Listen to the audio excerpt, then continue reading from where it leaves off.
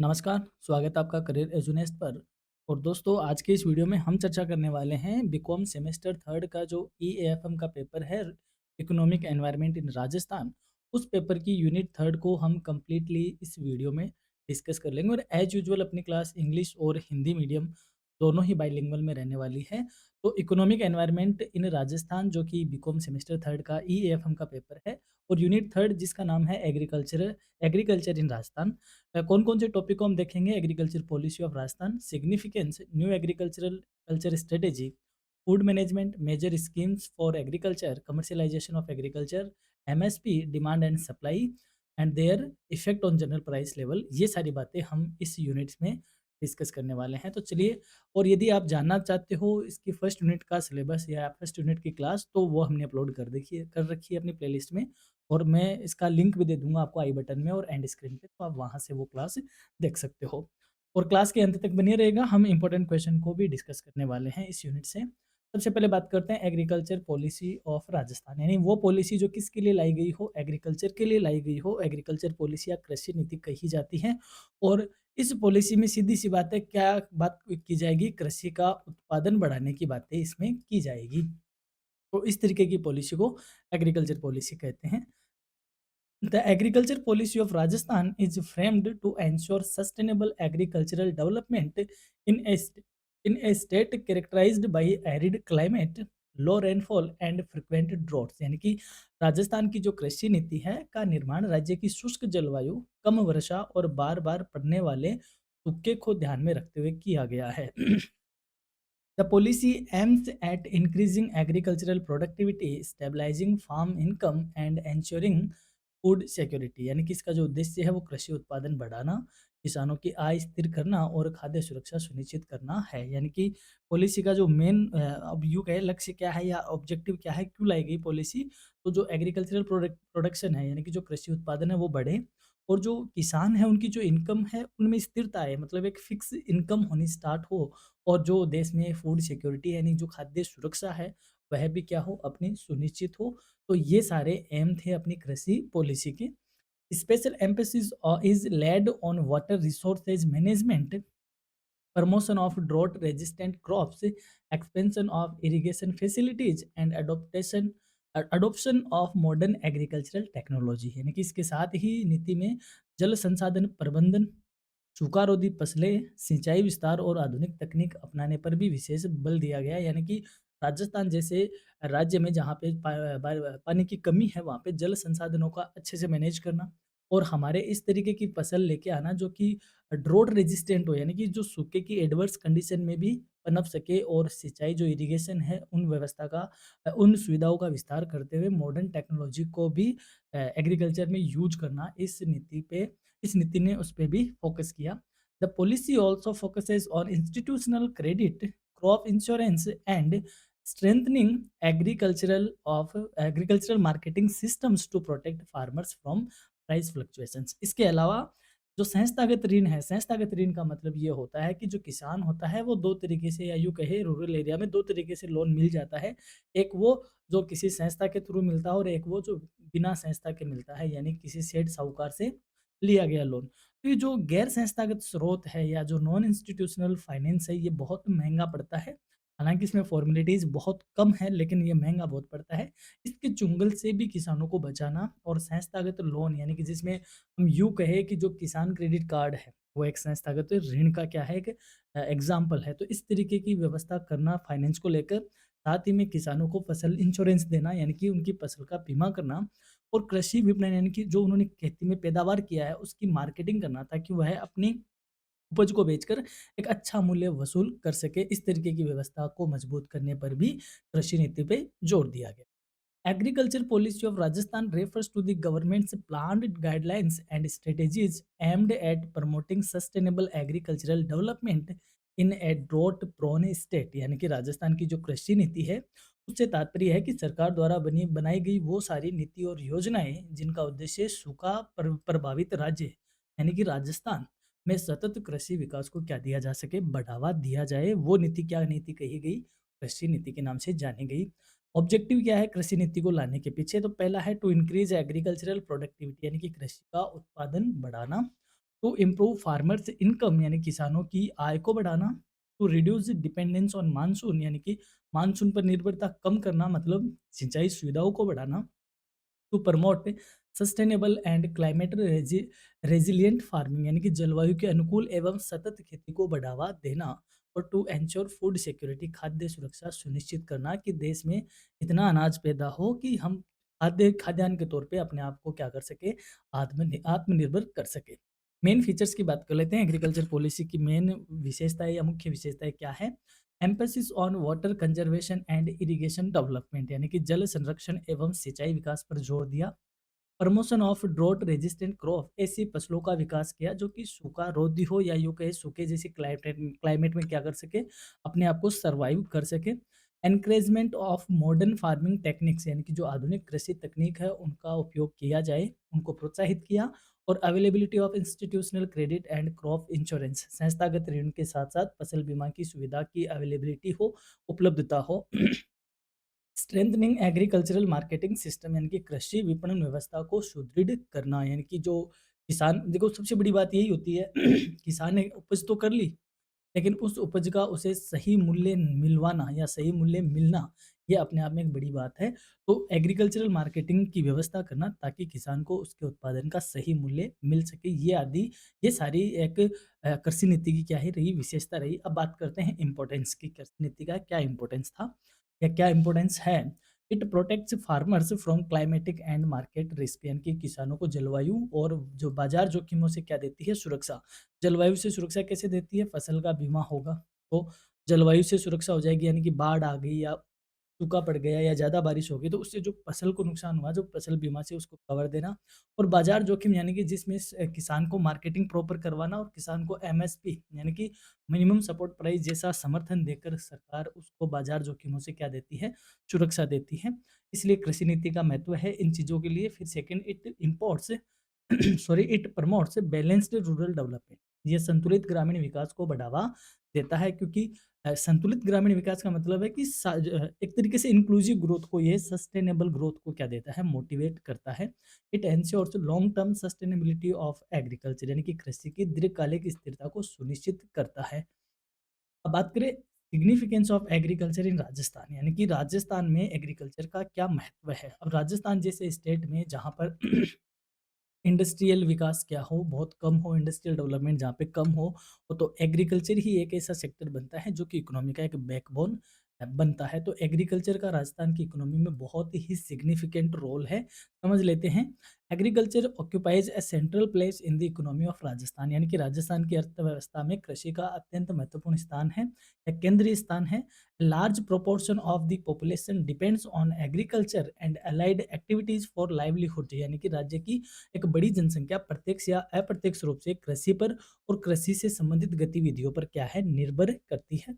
It provides employment to rural labour and contributes significantly to state income, ये ग्रामीण श्रमिकों को रोजगार प्रदान करती है और साथ ही में राज्य की अ, आय में योगदान देती है। यानी कि आज बात करें राजस्थान की जीडीपी में तकरीबन 28 से 30% हिस्सा किसका है, एग्रीकल्चर एंड अलाइड एक्टिविटीज का। तो 1/4 से भी ज़्यादा हिस्सा रखती है एग्रीकल्चर राजस्थान की इकोनॉमी में। दैट मीन्स राजस्थान की इकोनॉमी में एग्रीकल्चर एक बैकबोन का काम करती है। बात करें इसके आर्थिक महत्व की यानी कि इकोनॉमिक इंपॉर्टेंस की, तो it is a backbone of Rajasthan rural economy. ये राजस्थान की जो ग्रामीण अर्थव्यवस्था है उसकी रीढ़ का काम करती है। मेजर सोर्स ऑफ लाइवलीहुड, ये आजीविका का प्रमुख स्रोत है। It provides employment to rural population, ये ग्रामीण जनसंख्या को रोजगार प्रदान करती है या यूं कहे ग्रामीण जनसंख्या का रोजगार का मुख्य स्रोत है। तो ये इसका आर्थिक महत्व है। बात करें इसके सामाजिक महत्व यानी कि सोशल इंपॉर्टेंस की तो it helps in poverty reduction यानी कि ये गरीबी को कम करने में मदद करती है क्योंकि रोजगार क्रिएट करती है। तो रोजगार क्रिएट होने से क्या कम होगी, पॉवर्टी कम ही होगी। It supports allied activities like animal husbandry and dairy development etcetera यानी कि पशुपालन और डेयरी जैसे सहायक कार्यों को समर्थन करती है। तो चाहे पशुपालन हो, मधुमक्खी पालन हो, पोल्ट्री हो, कुछ भी हो, फिशरी वगैरह हो, तो ये सारी एक्टिविटी एग्रीकल्चर की अलाइड एक्टिविटी कही जाती है। तो इसको ये सपोर्ट करती हैं। रिड्यूस रूरल अर्बन माइग्रेशन और ग्रामीण शहरी प्लान को रोकता है। यानी कि जब गाँव में ही रोज़गार अच्छा हो जाता है या गाँव में ही इनकम का साधन हो जाता है, तो लोग शहरों की ओर जाना क्या कर देते हैं, बंद कर देते हैं। तो ये माइग्रेशन को भी रोकता है। इससे जो शहरों में एक्स्ट्रा भीड़ होती है, उसको भी ये रोकने का काम करती है। इंडस्ट्रियल इम्पोर्टेंस क्या है एग्रीकल्चर का? औद्योगिक महत्व है। तो it supplies raw material to agro based industries, यानी कि जो कृषि आधारित उद्योग हैं, उनको ये कच्चा माल प्रदान करती है। जैसे मान लो चीनी की जो मिलें हैं, तो उनको क्या चाहिए? गन्ना चाहिए, तो गन्ना कहाँ से आता है? कृषि से, ठीक है? और जो अपना कपड़ा उद्योग है, कपड़े को क्या चाहिए? कॉटन चाहिए, कॉटन कहाँ से आता है? कृषि से। तो इस तरीके से जो एग्रो बेस्ड इंडस्ट्रीज़ है, उनको कच्चा माल कौन देता है? उनको कच्चा माल एग्रीकल्चर ही सप्लाई करती है। And it promotes food processing industry, जो खाद्य प्रसंस्करण उद्योग है, उनको भी कौन ही काम माल सप्लाई करती है? उनको भी एग्रीकल्चर ही सप्लाई करती है मटीरियल। तो जो खाद्य प्रसंस्करण यूनिट है, जो एग्रो बेस्ड इंडस्ट्रीज़ है, उनको एग्रीकल्चर ही रॉ मटेरियल सप्लाई करती है। तो इंडस्ट्रियल इंपॉर्टेंस भी एग्रीकल्चर का अच्छा है।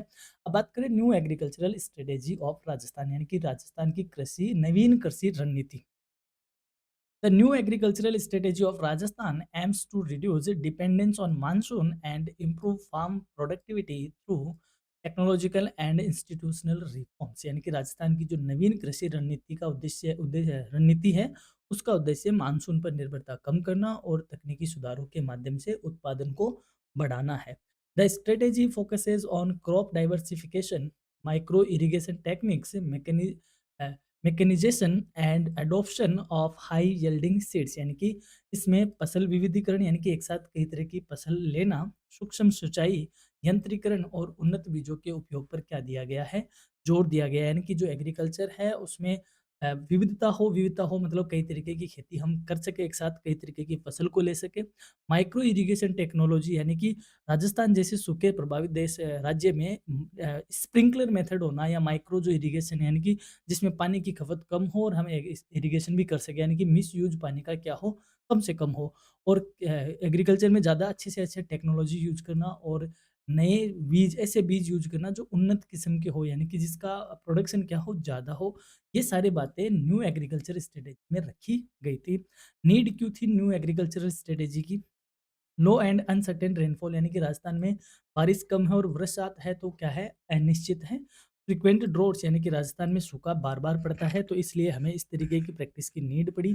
ट्रेडिशनल फार्मिंग प्रैक्टिसेज़, यानी कि लोगों की जो कृषि मेथड है वो क्या है? ज़्यादातर पारंपरिक है, तो हमें उनको मॉडर्न करना है, तो हमें नई एग्रीकल्चर पॉलिसी की नीड पड़ी या स्ट्रेटेजी की नीड पड़ी। एंड लो एग्रीकल्चरल प्रोडक्टिविटी, यानी कृषि की जो उत्पादकता है वो क्या है?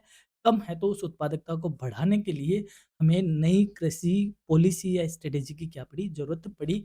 और इस पॉलिसी का जो टारगेट था वो था कि हर साल हम कितना परसेंट ग्रोथ करें, एटलीस्ट 4% ग्रोथ करें हम हर साल अपने प्रोडक्शन में।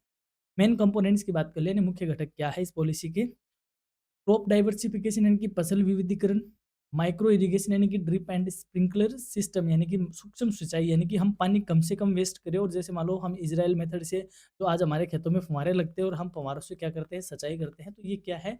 एक स्प्रिंकलर मेथड ही कहा जाता है, माइक्रो इरिगेशन मेथड ही कहा जाता है, जिसमें पानी की बर्बादी कम से कम हो और हमारा काम अच्छे से अच्छा हो।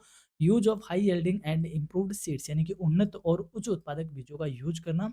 मैकेनाइजेशन ऑफ एग्रीकल्चर, यानी कि कृषि यंत्रीकरण करना, यानी कृषि में ज़्यादा से ज़्यादा काम यंत्रों से करना, यानी कि इक्विपमेंट से करना, ताकि कम समय में ज़्यादा काम हो सके।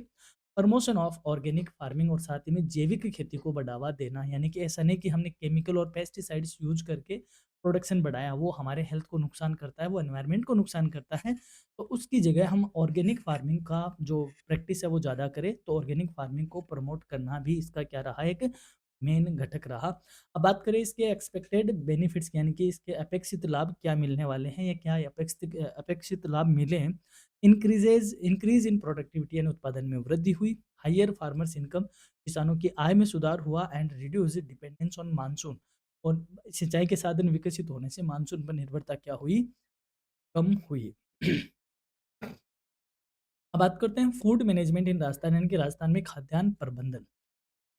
Food management refers to systematic management of food grains from production to distribution, यानी कि खाद्य प्रबंधन का अर्थ है कि खाद्यान्न के उत्पादन से लेकर वितरण तक की समुचित व्यवस्था से है, यानी कि हम उत्पादन करें और फिर उसका क्या करें, प्रॉपर डिस्ट्रीब्यूशन हो जाए, तो उसके लिए जो व्यवस्था करते हैं या जो स्ट्रेटेजी बनाते हैं उसको हम फूड मैनेजमेंट के नाम से जानते हैं। In Rajasthan food management is crucial due to frequent droughts and food insecurity, यानी कि राजस्थान जैसे सूखा प्रभावित राज्यों में सूखे के कारण राजस्थान में खाद्य प्रबंधन का विशेष महत्व है। यानी कि अब हमें पता नहीं चलता, क्योंकि पानी की सुविधाएं होगी, बटन दबाते पानी आ जाता है, तो हमें नहीं पता चलता कि सूखा पड़ रहा है कि नहीं पड़ रहा है। लेकिन राजस्थान के बारे में कहा जाता है कि हर तीसरी साल सूखा आता है और 5वीं साल ज़्यादा अच्छा अकाल आता है, यानी कि 3 से 5 साल के बीच राजस्थान में सूखा आता ही है, ऐसा राजस्थान का इतिहास कहता ही है। तो इसमें हम जो मैनेजमेंट है वह और भी ज़्यादा क्या हो जाता है, इम्पोर्टेंट हो जाता है। The government procures food grains at minimum support price, maintains buffer stocks and distribute them through the public distribution system, यानी कि जो सरकार है वो एमएसपी पर अनाज खरीद लेती है, बफर स्टॉक बनाए रखती है और सार्वजनिक वितरण प्रणाली के माध्यम से गरीब वर्गों में खाद्यान्न उपलब्ध करवाती है, यानी कि हमें राशन से अनाज है वो मिलना, वह एक फूड मैनेजमेंट का ही क्या है, पार्ट है। Effective food management helps in controlling price fluctuations and ensuring food security for vulnerable section of society, यानी कि अगर फूड मैनेजमेंट प्रॉपर होगा गवर्नमेंट की तरफ से, तो जो प्राइस में होने वाले उतार चढ़ाव है उसको कंट्रोल किया जाएगा, यानी कि वो नियंत्रण में रहेंगे और साथ ही में जो कमजोर वर्ग है समाज के उनकी फूड सिक्योरिटी भी क्या रहेगी, सुनिश्चित रहेगी। Food management refers to proper production, procurement, storage, distribution and pricing of food grains, यानी कि खाद्यान्न प्रबंधन से तात्पर्य है खाद्यान्न का उत्पादन, खाद्यान्न की खरीद, भंडारण, वितरण और मूल्य नियंत्रण की जो प्रॉपर प्लानिंग होती है उसे हम किस नाम से जानते हैं, फूड मैनेजमेंट के नाम से जानते हैं। ऑब्जेक्टिव क्या है फूड मैनेजमेंट के, उद्देश्य क्या है, पहला टू एंश्योर फूड सिक्योरिटी, यानी कि खाद्य सुरक्षा सुनिश्चित करना कि सबके पास खाना मिल पाए, यानी कि सबको राशन उपलब्ध हो सके। टू स्टेबलाइज फूड प्राइसेज, यानी कि जो खाद्यान्न मूल्य हैं, जो प्राइस है उनको स्थिर करना। To prevent food storage during droughts, यानी सूखे के समय खाद्य संकट से बचाव का रास्ता मिलना, यानी कि सरकार स्टोरेज करती है, तो जब सूखा अकाल पड़ता है तो उस स्टॉक से हमें क्या नागरिकों को क्या प्रोवाइड करवाती है, खाद्यान्न प्रोवाइड करवाती है, तो वो भी फूड मैनेजमेंट का उद्देश्य है। मेन कंपोनेंट की बात करते हैं, मुख्य घटक क्या है, procurement at minimum support price, यानी कि न्यूनतम समर्थन मूल्य पर खरीद। क्या होता है एमएसपी, एमएसपी होता है न्यूनतम समर्थन मूल्य, मतलब जैसे किसान ने उपज की, उपज करने पे फॉर एग्जांपल एक एग्जांपल ले लेते हैं कि किसान ने प्याज बोए और प्याज की ऐसा है कि सरकार ने कहा ₹5 केजी इसकी क्या है, एमएसपी है। तो अगर किसान को मार्केट में ₹5 से ज़्यादा मिल रहा है तो किसान मार्केट में इसे बेच देगा और अपना पेमेंट ले लेगा, यानी कि अपनी उपज बेच देगा। लेकिन यदि मार्केट के भाव निकल आए मान लो ₹3 हैं, क्योंकि जब ज़्यादा प्याज होंगे तो अपने आप में ही जो सप्लाई ज़्यादा हुई तो प्राइस क्या हो जाएगी, कम हो जाएगी। तो मार्केट में भाव कितने निकले, ₹3 निकले। तो ₹3 निकले तो किसान के पास ये ऑप्शन होगा कि वह ₹5 में किसको बेच दे, गवर्नमेंट को बेच सकता है। तो इसको बोलते हैं एमएसपी। यानी कि एमएसपी वो प्राइस है कि अगर इससे कम मिलता है किसान को तो सरकार उसको एमएसपी एक मिनिमम प्राइस देती है कि इससे नीचे हम आपको नहीं जाने देंगे, इतने पर तो हम ही आपसे ले लेंगे। तो न्यूनतम समर्थन मूल्य पर खरीद करना एक इसका मुख्य घटक रहा है। मेंटेनेंस ऑफ बफर स्टॉक, यानी कि बफर स्टॉक ज़्यादा हो जाए, यानी कि स्टॉक ज़्यादा हो तो उसको मेंटेन करना भी इसमें रहा है। पब्लिक डिस्ट्रीब्यूशन सिस्टम, यानी कि जो सार्वजनिक वितरण प्रणाली है जिनके माध्यम से राशन दिया जाता है उनको मैनेज करना। एंड फेयर प्राइस शॉप्स, यानी कि उचित मूल्य की दुकान, यानी सरकारी उचित मूल्य की जो दुकानें हैं वो सारे फूड मैनेजमेंट के ही से आते हैं। इम्पोर्टेंस क्या है इसका फूड मैनेजमेंट का, इट कंट्रोल्स इन्फ्लेशन, यानी कि ये महंगाई को नियंत्रित करता है, इनकी जो डिमांड और सप्लाई है उसको मेंटेन करने का काम किया जाता है। इट प्रोटेक्ट्स वीकर सेक्शन, यानी कि जो समाज के कमजोर वर्ग है उनको ये सिक्योरिटी या सेफ्टी प्रोवाइड करवाता है। It ensures availability of food grains, यानी कि खाद्यान्न की जो नियमित उपलब्धता है उसको ये इंश्योर करता है कि हाँ सबके पास टाइम टू टाइम और समय से या नियमित रूप से खाद्यान्न क्या रहो उपलब्ध हो सके। अब बात करते हैं major schemes for agriculture in Rajasthan, यानी राजस्थान में एग्रीकल्चर से संबंधित मुख्य योजनाएं या स्कीम्स कौन कौन सी हैं। Various agricultural schemes have been implemented to support farmers in Rajasthan, यानी कि राजस्थान में कृषि को बढ़ावा देने के लिए कई योजनाएं लागू की गई हैं। These schemes focus on crop insurance, irrigation development, input subsidies and income support, यानी कि इसमें फसल बीमा, सिंचाई विकास, बीज उर्वरक पर और सब्सिडी और आय सहायता आदि कई योजनाएं क्या है शामिल है। इन योजनाओं का उद्देश्य क्या है? रिड्यूस एग्रीकल्चरल रिस्क यानी कि जो कृषि से संबंधित जोखिम है उनको कम करना, इम्प्रूव प्रोडक्टिविटी यानी उत्पादन में वृद्धि करना, स्टेबलाइज फार्मर्स इनकम यानी कि किसानों की आय को स्थिर करना, यानी कि एक जो कृषि है उसमें आय क्या है अनिश्चित होती है, तो उस अनिश्चितता की हिसाब से भी इस तरीके से मॉडिफाई करना या इस तरीके से योजनाएं लाना कि किसान को एक स्थिर आय की क्या हो सके, प्राप्ति हो सके। टाइप्स ऑफ स्कीम्स यानी कि योजनाओं के क्या प्रकार है? क्रॉप इंश्योरेंस स्कीम यानी कि फसल बीमा योजनाएं जिसमें फसलों का बीमा किया जाता है। के साथ ही में पशु बीमा भी इसमें होता है, फसल बीमा के साथ साथ पशु बीमा भी इसमें होता है। जैसे आपने सुना होगा अभी जैसे लंपी पॉक्स आया था बीते दिनों, तो लंपी पॉक्स में गायों के लिए सरकार ने 40-40 हज़ार रुपए प्रति गाय किसानों को प्रोवाइड करवाए थे। तो इस तरीके की जो योजनाएँ आती है जिसमें सरकार कोई महामारी के हिसाब से या फिर कोई पैंडेमिक के चलते या फिर कोई पशु रोगों के चलते या फसल रोग के चलते किसान जो सब्सिडी या कोई जो फाइनेंस सपोर्ट किसानों को देती है वो भी इसी स्कीम में आता है। तो क्रॉप इंश्योरेंस की स्कीम लाना, इरिगेशन डेवलपमेंट स्कीम यानी कि सिंचाई विकास योजनाएँ जिसमें आपने देखा होगा एक कुसुम योजना चलती है। पीएम कुसुम योजना जिसमें किसान को क्या दिया जाता है पंप सेट मिलता है सब्सिडी पर। तो ये एक वो हो गया है। इसके अलावा subsidy on seed, fertilisers and machinery यानी कि बीज, उर्वरक और मशीनों पर सब्सिडी। इसके अलावा सोलर, आपने देखा होगा खेतों में सोलर वगैरह लगते हैं किसानों के, तो उन पे भी सब्सिडी होती है, तो वो भी एक इसके ही पार्ट आते हैं। एंड फार्मर्स वेलफेयर स्कीम यानी किसान कल्याण योजना है और कई तरीके के किसान कॉल सेंटर वगैरह खोल-खाल के किसानों की जो इनकम है, किसानों का जो ज्ञान है, किसानों को एग्रीकल्चर है, इन सबको सपोर्ट भी इन्हीं स्कीम के माध्यम से किया जाता है। इम्पैक्ट क्या है इन स्कीम्स का? फाइनेंशियल सिक्योरिटी टू फार्मर्स, किसानों को आर्थिक सुरक्षा प्रदान करना, एडॉप्शन ऑफ मॉडर्न टेक्निक्स यानी कि आधुनिक तकनीकों को अपनाना, इंक्रीज इन एग्रीकल्चरल आउटपुट यानी कि कृषि उत्पादन में वृद्धि करना। अल्टीमेट हमारा टारगेट क्या है? खेती उत्पादन में वृद्धि करना और किसानों की इनकम को स्टेबलाइज करते हुए उसको सस्टेन्ड करना। अब बात करते हैं कमर्शियलाइजेशन ऑफ एग्रीकल्चर यानी कि कृषि का वाणिज्यिकीकरण या यूं कहे व्यावसायिकरण।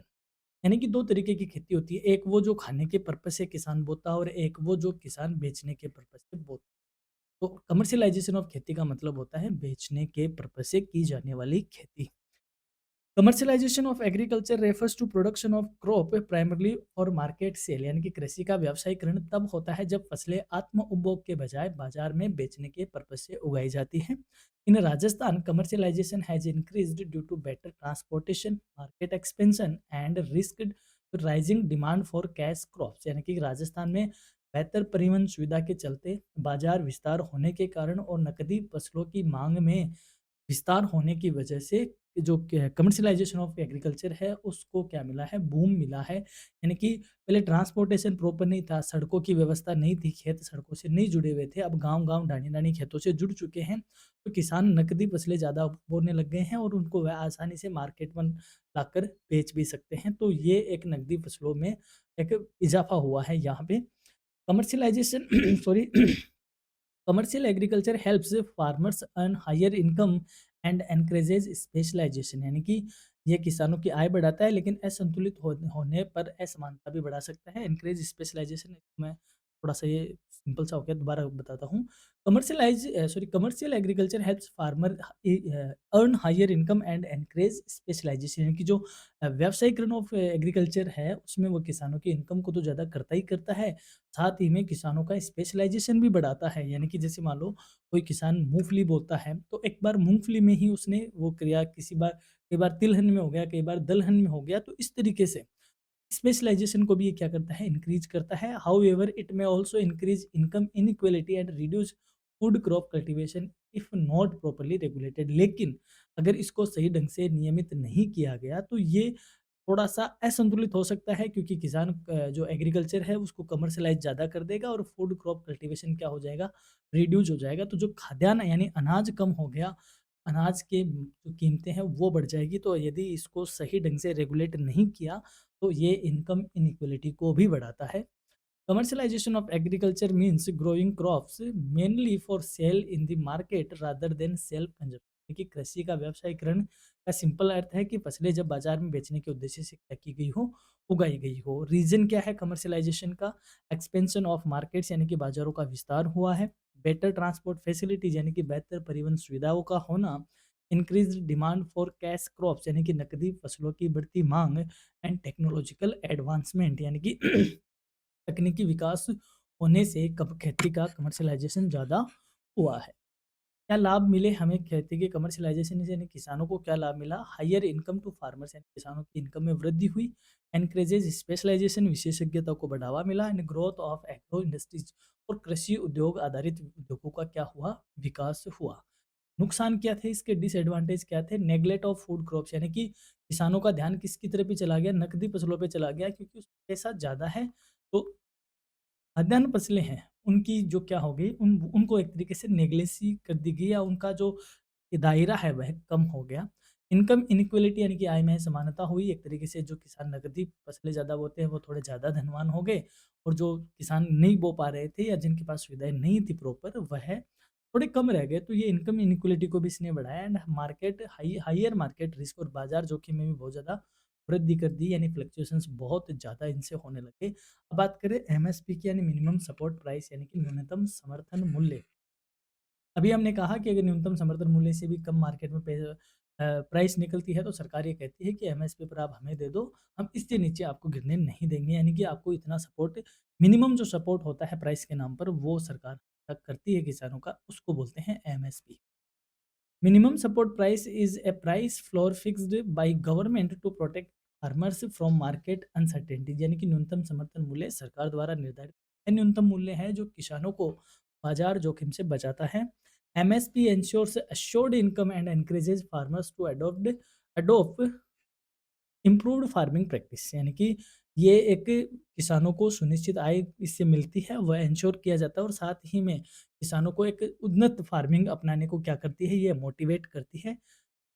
इन Rajasthan MSP is particularly important for crops like wheat, bajra, mustard and gram as it stabilizes farmers income in drought prone conditions। यानी कि राजस्थान में स्पेशली गेहूँ, बाजरा, सरसों और चना जैसी फसलों के लिए एमएसपी विशेष रूप से महत्वपूर्ण है। साथ ही में जो सूखा संभावित जो जगह है हमारी, या जहाँ पर ज़्यादा सूखे आते हैं, ये किसानों की इनकम को भी स्टेबलाइज करने का काम करता है। In short, MSP is the minimum price fixed by government to protect farmers and price from price fluctuations. यानी कि न्यूनतम समर्थन मूल्य वह न्यूनतम मूल्य है जिसे सरकार किसानों को देती है, और जो प्राइस फ्लक्चुएशंस होते हैं उनसे उनको सेफ्टी देती है। उद्देश्य क्या थे इसके? इट एंश्योर्स एश्योर्ड इनकम यानी कि सुनिश्चित आय प्रदान करता है। प्रोटेक्ट फार्मर्स फ्रॉम एक्सप्लॉइटेशन यानी किसानों को शोषण से बचाता है। एंड एनकरेज एग्रीकल्चरल प्रोडक्शन यानी कि कृषि उत्पादन को ये क्या करता है? बढ़ावा देता है, ताकि किसान कृषि उत्पादन करता रहे। इंपॉर्टेंस इन राजस्थान, राजस्थान में क्या इंपॉर्टेंस है? Income stability in drought prone area, यानी कि जो सूखा प्रभावित क्षेत्र है वहाँ आय स्थिरता प्रदान करता है किसानों को। Important for wheat, bajra, mustard and gram, यानी कि गेहूं, बाजरा, सरसों, चना जो कि राजस्थान में बहुतायत से पैदा होते हैं, इनके लिए बड़ा ही उपयोगी है राजस्थान के पॉइंट ऑफ व्यू से। अब बात करते हैं demand and supply of agricultural products and effect on price level. यानी कि डिमांड और सप्लाई क्या है, पहले इसको समझ। यानी कि जैसे मान लो ये सप्लाई है, सप्लाई कौन होगी? प्रोडक्शन से होगा, और डिमांड कौन करता है? मार्केट। तो अगर यहाँ पे गेहूँ का प्रोडक्शन मान लो ज़्यादा हो गया, तो डिमांड तो इतनी ज़्यादा होती नहीं है, सप्लाई ज़्यादा हो गई, तो डिमांड तो वही है मार्केट में जब लगभग ऑलमोस्ट रहती है। इससे क्या हो जाता है, जब सप्लाई ज़्यादा हो गई, डिमांड कम है, तो प्राइस क्या हो जाती है? कम हो जाती है। इसका मतलब ज़्यादा प्रोडक्शन होने से किसान को नुकसान होगा, प्राइस कम होगी। और वहीं यदि प्रोडक्शन कम होगा, तो डिमांड उस प्रोडक्शन के सामने क्या रहेगी? ज़्यादा रहेगी, तो प्राइस क्या हो जाएगी? ज़्यादा हो जाएगी। ज़्यादा हो जाएगी, इस किसान को इनकम तो मिलेगी, लेकिन ये मार्केट में फ्लक्चुएशंस लेके आ जाएगा। यानी कि मार्केट में महंगाई को ये हिला देगा। तो क्या है इन सबको रेगुलेट करना, इन सबको हम देखेंगे डिमांड एंड सप्लाई में। Agricultural production in Rajasthan is highly dependent on monsoon, यानी कि राजस्थान में कृषि उत्पादन मानसून पर अत्यधिक निर्भर है। When supply of agricultural products falls due to drought, price rise leading to inflation, यानी कि सूखे के कारण आपूर्ति घटने पर कीमतें बढ़ती है और महंगाई उत्पन्न होती है। कन्वर्सली एक्सेस सप्लाई में रिड्यूस, और अधिक उत्पादन होने से कीमतें घट जाती है। यानी कि सप्लाई यदि बढ़ती है तो प्राइस क्या हो जाएगी? कम हो जाएगी। सप्लाई कम होगी तो जाएगी, ज़्यादा हो जाएगी। Fluctuations in demand and supply of agricultural goods directly influence the general price level affecting both rural and urban consumers, यानी कि जो मांग और सप्लाई में जो फ्लक्चुएशन होता है वो प्रत्यक्ष रूप से अ, जो हमारे क्या बोलते हैं सामान्य मूल्य स्तर है, यानी कि जो डायरेक्ट रूप से जो सामान्य मूल्य स्तर है को प्रभावित करता है, चाहे वो रूरल एरिया हो चाहे ग्रामीण एरिया हो, यानी कि चाहे कोई से भी ग्राहक हो, जनरल प्राइस लेवल इससे डायरेक्ट क्या होता है इन्फ्लुएंस होता है। डिमांड एंड सप्लाई सिचुएशन को समझते हैं। हैवी डिपेंडेंस ऑन मानसून, यानी कि मानसून पर अत्यधिक निर्भरता है। और ड्रॉट रिड्यूस सप्लाई, यानी कि सूखे से आपूर्ति घटती है, यानी कि सूखा अगर पड़ेगा तो डेफिनेटली बात है प्रोडक्शन कम होगा, प्रोडक्शन कम होगा तो सप्लाई कम होगी, सप्लाई कम होगी तो डिमांड ज़्यादा रहेगी, इससे क्या हो जाएगी प्राइस बढ़ जाएगी। फिर effect on price level, price level पे क्या इफेक्ट होगा, यदि सप्लाई कम होगी तो प्राइस ज़्यादा बढ़ेगी और क्या लेके आएगी इन्फ्लेशन, यानी कि ये महंगाई को बढ़ाएगी। यदि सप्लाई ज़्यादा होगी तो प्राइस क्या हो जाएगी कम हो जाएगी, इससे किसान की जो इनकम है वह क्या हो जाएगी कम हो जाएगी। ओवरऑल इम्पैक्ट क्या आएगा, अफेक्ट्स कॉस्ट ऑफ लिविंग, यदि कि प्राइस बढ़ेगी तो ओवरऑल इम्पैक्ट क्या आएगा, क्योंकि महंगाई बढ़ेगी और महंगाई बढ़ेगी तो जो हमारे जीवन यापन की लागत है वह क्या हो जाएगी बढ़ने लग जाएगी। इन्फ्लुएंस इकोनॉमिक स्टेबिलिटी, यानी कि आर्थिक स्थिरता इससे प्रभावित होगी, यानी कि आर्थिक अस्थिरता उत्पन्न हो जाएगी। तो ये थी अपनी थर्ड यूनिट। अब बात कर लेते हैं इस यूनिट से बनने वाले शॉर्ट आंसर टाइप क्वेश्चंस की, कि एग्जाम में यहाँ से किस तरीके के क्वेश्चन आएंगे। जैसे what do you mean by agricultural policy of Rajasthan, Rajasthan की एग्रीकल्चर पॉलिसी से आप क्या समझते हो। State the main objective of agriculture policy, यानी कि राजस्थान की एग्रीकल्चर पॉलिसी के मुख्य उद्देश्य क्या है। Expansion the significance of agriculture in Rajasthan, Rajasthan की कृषि का महत्व समझाओ। Why was a new agriculture strategy needed in Rajasthan, Rajasthan में नई कृषि की आवश्यकता क्यों पड़ी। व्हाट इज फूड मैनेजमेंट, यानी खाद्य प्रबंधन क्या है। एक्सप्लेन इट्स इंपॉर्टेंस, यानी इसका महत्व क्या है समझाइए। Mention the major agricultural scheme in Rajasthan, Rajasthan की प्रमुख योजनाओं का उल्लेख करो। What is commercialisation of agriculture, कृषि का व्यावसायीकरण क्या है। Explain the concept of MSP, ये इंपॉर्टेंट है, ये क्वेश्चन पूछा ही जाएगा। Why is MSP important for Rajasthan farmer, Rajasthan के किसानों के लिए एमएसपी क्यों महत्वपूर्ण है। Explain how demand and supply of agriculture product effect general price level, यानी कि किस तरीके से जो कृषि उत्पाद है वो मांग को प्रभावित करते हैं, मांग और आपूर्ति तरीके से शॉर्ट क्वेश्चन बनेंगे। और लॉन्ग आंसर टाइप क्वेश्चन की बात करें तो discuss the agriculture policy of Rajasthan and examine it's objective and main features, ये इंपॉर्टेंट है, इस तरीके का क्वेश्चन पूछा जा सकता है कि कृषि नीति पर चर्चा कीजिए, यानी कि इसको एक्सप्लेन करिए और इसके उद्देश्य और मुख्य का विश्लेषण कीजिए। Explain the significance of agriculture in the economic development of Rajasthan के आर्थिक विकास में कृषि का महत्व स्पष्ट करो। Describe the new agricultural strategy of Rajasthan and highlight its major components. And what is food management, discuss the objective and importance of food management, ये भी एक important question. And last question, explain the concept of commercialisation of agriculture and evaluate its economy, ये भी एक अच्छा question है। तो ये थी अपनी EAFM की सेकेंड थोड़ी थर्ड यूनिट की, यूनिट थर्ड की कंप्लीट क्लास। और इसके जो बाकी रिमेनिंग चैप्टर है ऑलरेडी सारे अपलोड है बीकॉम वाली प्लेलिस्ट में, और साथ ही में सेमेस्टर थर्ड की प्लेलिस्ट में और भी कोई टॉपिक इसके बचे हुए हैं तो उनको भी हम जल्द ही अपलोड कर देंगे। आप बने रहिए अपने करियर एजुनेस्ट के साथ। और हाँ, चैनल पर आप नए हो तो डेफिनेटली आपको चैनल सब्सक्राइब करना चाहिए, क्योंकि बहुत सारे स्टूडेंट हैं जो क्लास देखते हैं सब्सक्राइब नहीं करते, तो that's not good practice. So stay tuned, stay connected with career Edunest. Have a nice day, God bless all, thank you.